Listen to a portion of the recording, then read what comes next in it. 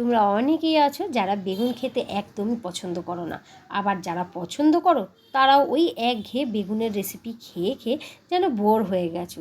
তো চলো, তোমাদের জন্যই আজকে নিয়ে এসেছি আমি বেগুনের একটা দারুণ রেসিপি, যা তোমার মাছ, মাংস, ডিমকে একেবারে হার মানিয়ে দেবে। একবার অন্তত বাড়িতে ট্রাই করে দেখো। তো দেখো, এখানে আমি বেগুন নিয়ে নিয়েছি, আর বেগুনগুলো একেবারেই ছোট ছোট। আর কী রেসিপি করব এই ভাবতে ভাবতেই বেগুনগুলো শুকিয়েও গেছে জানো কদিনে।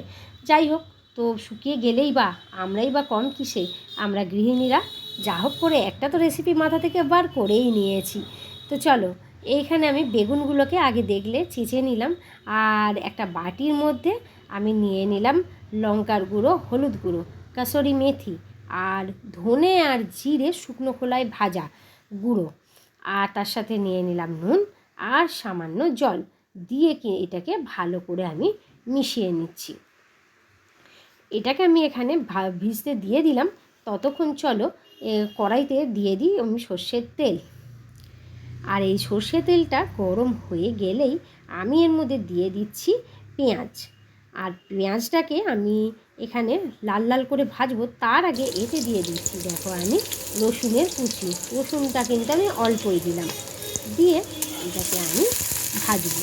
আর ওই যে প্রতিবারের মতো একটাই কথা আমি বলে থাকি, যে রান্নাটা কিন্তু অবশ্যই কম আঁচে করবে।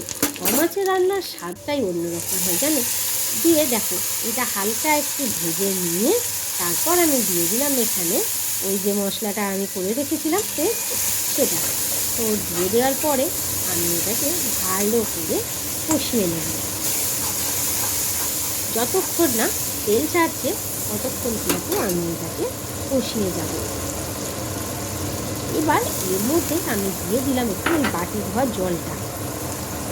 আর এখানে দেখো আমি ছোলা ভিজিয়ে সেদ্ধ করে রেখেছিলাম, তো সেই ছোলা সেদ্ধটাও আমি এখানে দিয়ে দিলাম। দিয়ে এটার সাথে আমি এটাকে ভালো করে কিন্তু কষিয়ে নেব। এই ছোলাগুলো কিন্তু আমাদের শরীরের জন্য ভীষণ উপকারী, আর এই ছোলাগুলো দিয়ে কিন্তু অনেক রকমেরই রেসিপি করা যায়। তবে এই ছোলা কিন্তু কাঁচা খেলেই বেশি উপকার পাওয়া যায়। ওই রাতে ভিজিয়ে রেখে দিনের বেলা যদি এটা খাওয়া যায়, এটা কিন্তু আমাদের স্বাস্থ্যের পক্ষে ভীষণই উপকার। আর এর যে জলটা, সেটাও কিন্তু আমাদের শরীরের জন্য খুবই ভালো। তাই ছোলার কিন্তু কিছুই ফেলা যায় না। এবার দেখো, এইখানে আমি একটা অর্ধেক আম নিয়ে নিয়েছি। আমার ফ্রিজে একটুখানি আম ছিল, তো আমি এখানে আমের পেস্ট একটা করে দিচ্ছি, ওই চেঁচে দিচ্ছি। আর আমটা যেহেতু একটু নরম নরম, তো পেস্টের মতনই হয়ে যাচ্ছে। এখানে চাইলে কিন্তু তুমি, আমের সিজন তাই আমি আম দিচ্ছি, না হলে কিন্তু তোমরা এর মধ্যে টমেটো বা টক দই দিতেই পারো। এবার এটাকে ভালো করে আমি নাড়াচাড়া করে নেব। করে নিয়ে এর মধ্যে এই যে বেগুনটা আমি এখানে গ্রেট করে রেখেছিলাম, সেই বেগুনটা কিন্তু আমি এর মধ্যে দিয়ে দেব। আর একটা জিনিস তোমরা লক্ষ্য করে দেখেছো কি, যে বেগুন দেখো আমাদের কিন্তু খোসা ছাড়াতে ভীষণই অসুবিধা হয়, কিন্তু এক্ষেত্রে তুমি যখনই বেগুনটা গ্রেট করতে যাবে, তখনই কিন্তু খোসাটা নিজের থেকেই বেরিয়ে চলে আসবে হাতে। তো তাহলে খোসা আলাদা করে ছাড়ানোর কোনো ব্যাপার থাকবে না। এমনিতেই বেগুনের খোসা আমরা অনেকেই খাই, ভালোই লাগে খেতে ভাজার সাথে দিয়ে। এরপর এটাকে ভালো করে কিন্তু কষিয়ে নেব। আর যেহেতু এটা এখন দিলাম, তাই আমি এটাকে কিন্তু ঢাকা দিয়ে দেবো, ঢাকা দিয়ে দিয়েই করবো আর কি। তার আগে দেখো, আমি এর মধ্যে দিয়ে দিলাম নুন আর চিনি স্বাদ মতো। আর অবশ্যই কিন্তু আমি আগে নুনটা দিইনি জানো, নুন চিনি কিছুই কিন্তু মেশাইনি, তাই আমি এখন নুনটা দিলাম। এদিকে আমাদের এখানে প্রচুর জোরে বৃষ্টি হচ্ছে, আমি ভয়েস ওভার দিচ্ছি আর ভীষণ বিদ্যুৎ চমকাচ্ছে, তোমরা হয়তো বুঝতে পারছো।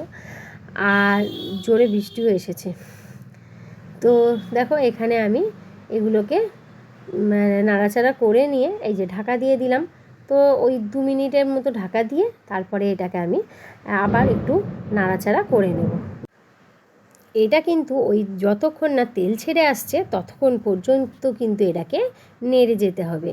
তাই এটাকে আমি ওই ঢাকা চাপা দিয়ে দিয়েই কিন্তু করব, যাতে তাড়াতাড়ি বেগুনটা গ্রেট করা হয়ে গেছে। যেহেতু বেগুন তো সিদ্ধ হতে বেশি সময় লাগে না, তবুও তো একটু হতে সময় লাগবে, অন্তত 5-6 মিনিট তো লাগবে। সেইটাই আমি ঢাকা দিয়ে দিয়ে করব। এই যে দেখো আমি আরেকবার ঢাকা দিয়ে দিলাম এর মধ্যে। ব্যাস এইবার ঢাকাটা দিলেই আমার হয়ে যাবে। আমি ওই 2-3 বার ঢাকা দিয়েছি আর নেড়েছি। তো তুমি যত কষাবে ততই কিন্তু এর স্বাদটা দ্বিগুণ হবে।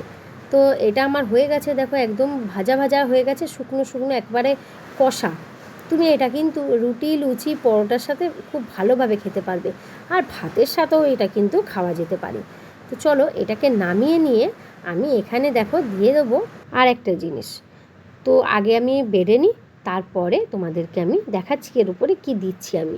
আর হ্যাঁ, আজকে ভিডিওটা একটু আমার দেরি হয়ে গেল দিতে, কারণ আমাদের এখানে যেহেতু গাজন উৎসব, তাই এত জোরে মাইক বাজছিল, আমি সাউন্ড অ্যাড করতে পারিনি। তাই এতক্ষণে আমি এটাকে সাউন্ড অ্যাড করে তোমাদের সামনে এটা প্রেজেন্ট করছি।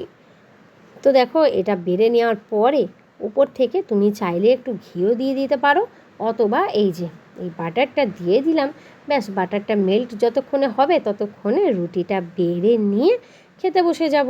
আর চলো তোমরাও চটপট লাইক, শেয়ার, সাবস্ক্রাইবার করে নাও। আর প্রতিদিন ঠিক 2টোর সময় কিন্তু পম্পার হেসেলে চলে এসো। প্রতিদিন নতুন নতুন রান্না আমি তো তোমাদের সামনে নিয়েই আসি, তোমরা জানো। তো আজকের মতো টাটা, সবাই ভালো থেকো।